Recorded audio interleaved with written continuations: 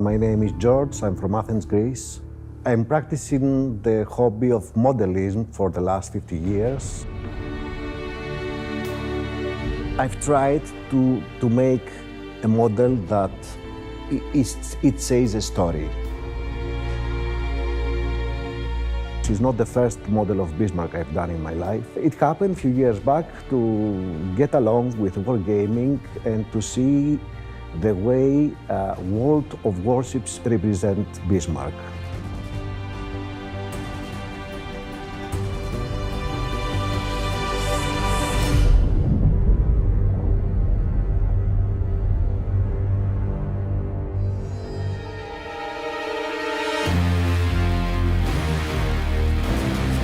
It is very likely that battleship Bismarck is the most famous ship of World War II.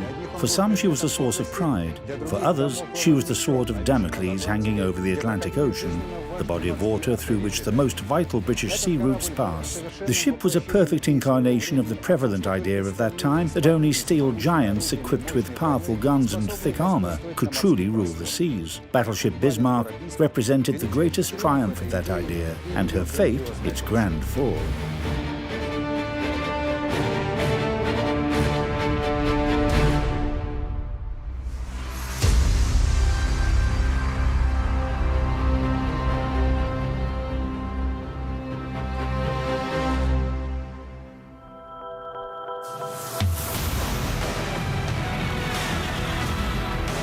Bismarck was laid down in 1936, and her construction was finished in 1940. She was larger than all existing European battleships of the time.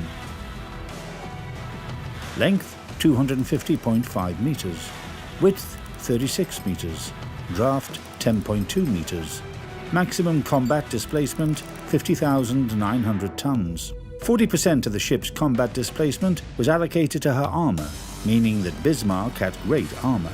Maximum thickness of the main armour belt 320 millimeters, horizontal armour thickness 110 millimeters, main turret caliber 180 to 360 millimeters, conning tower thickness 200 to 350 millimeters.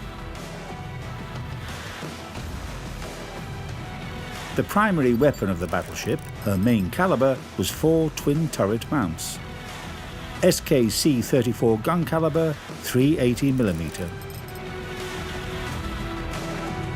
Her secondary battery artillery was primarily designed for fighting against destroyers and was presented with 12 150mm guns mounted in 6 turrets. In terms of the battleship's AA artillery, the following guns were installed: 16 105mm guns in twin mounts, 16 37mm twin AA guns, 12 20mm automatic AA guns. For reconnaissance and artillery guidance control, Bismarck had 4 Arado R-196 seaplanes.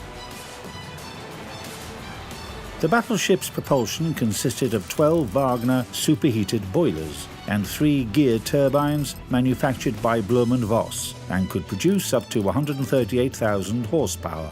Top speed 30 knots, cruising range 8,410 miles at a speed of 15 knots.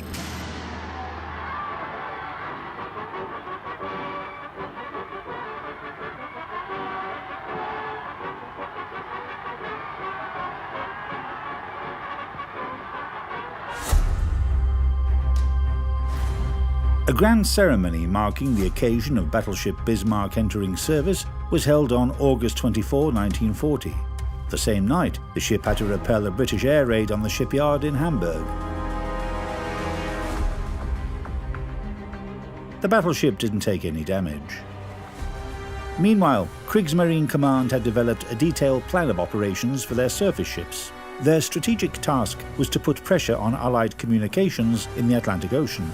This would force the Allies to redeploy British battleships to the Atlantic from the Mediterranean Sea, so as to protect the convoys under threat.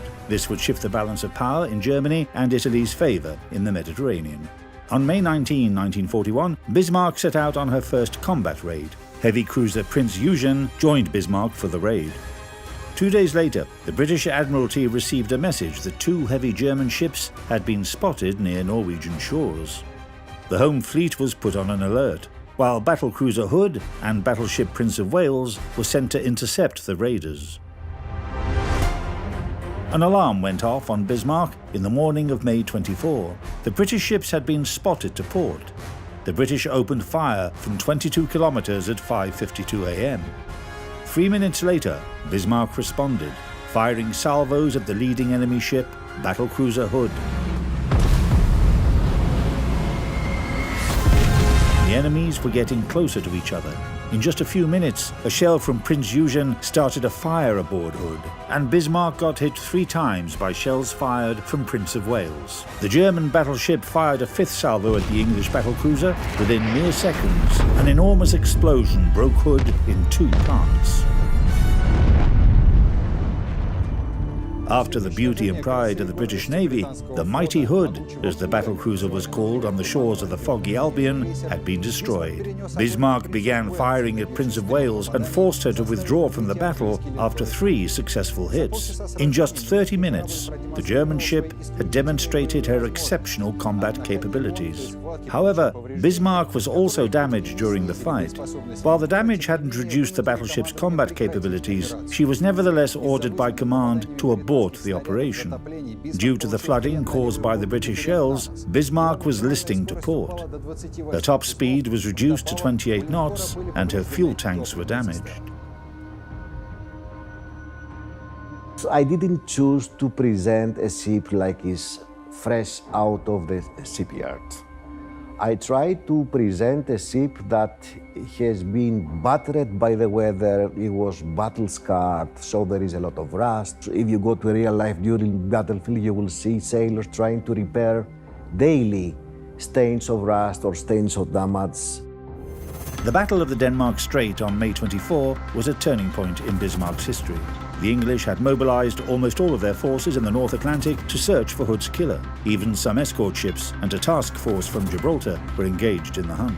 The commander of the German task force, Admiral Gunther Lütjens, considered his options and decided to separate from Prince Eugen so that she could act independently against enemy convoys. It was decided to send Bismarck, which had lost a lot of fuel, to the shores of occupied France, specifically to the port of Saint-Nazaire. In the evening of the same day, aviation from British carrier Victorious attempted an attack on the battleship, but the only torpedo that hit the ship didn't deal any significant damage.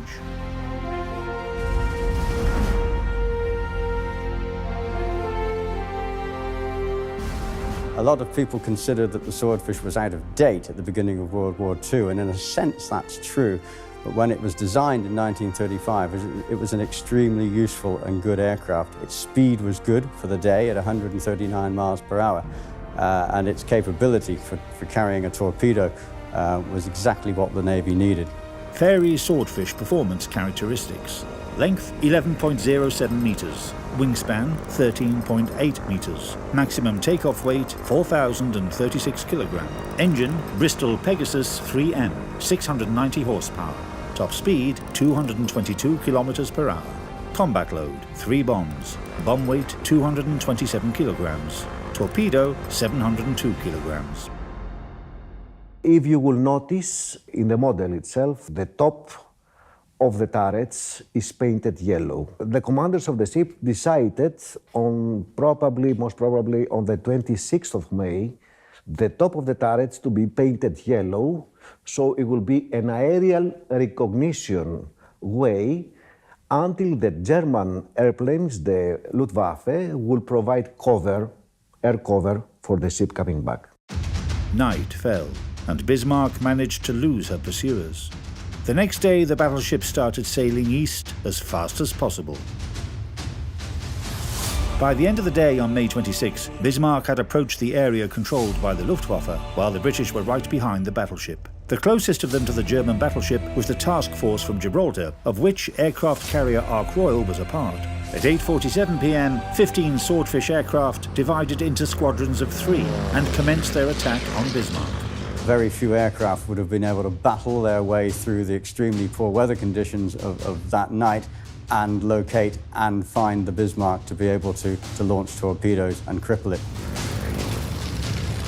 The Swordfish was incredibly strongly constructed It could take a lot of flak damage, it could take a lot of bullet holes, it could take a lot of poor weather flying and still manage to get itself back to the ship.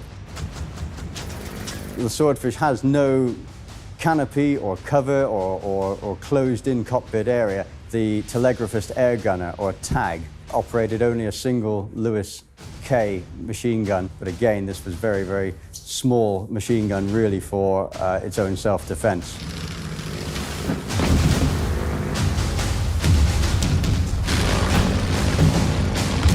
The Swordfish could fly almost touching the wave tops down to 20, 30 feet above the waves, and this was under the enemy fire. The Bismarck found that it couldn't range its guns low enough to shoot the aircraft, incoming aircraft, out of the sky.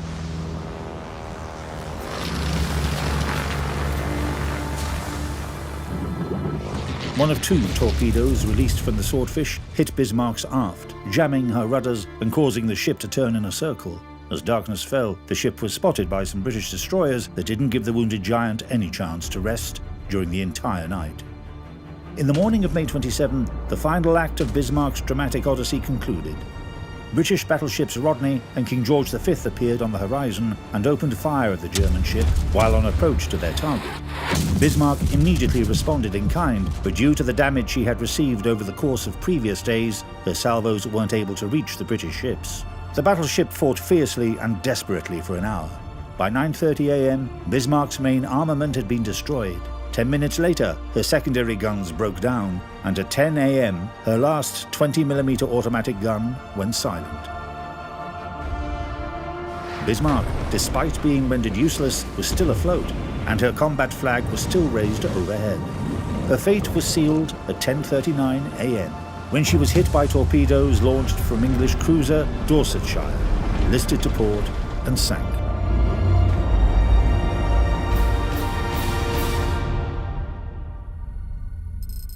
"57 surface ships and 8 submarines of the Royal Navy directly participated in the operation against Bismarck. Battleship Bismarck's 9-day voyage became known as one of the most dramatic episodes of the naval combat during World War II. It brought both the greatest victory and one of the most significant defeats of Germany's surface fleet. The German Maritime Command were forced to rethink their plans to use large surface ships in raids against Allied convoys. The British Admiralty also had the chance to evaluate the Kriegsmarine's capabilities and decided to focus large forces of the home fleet in the North Atlantic Ocean to deflect any possible German threat. Bismarck had been destroyed, but her sister ship, Tirpitz, was still in service. The German Navy was still strong.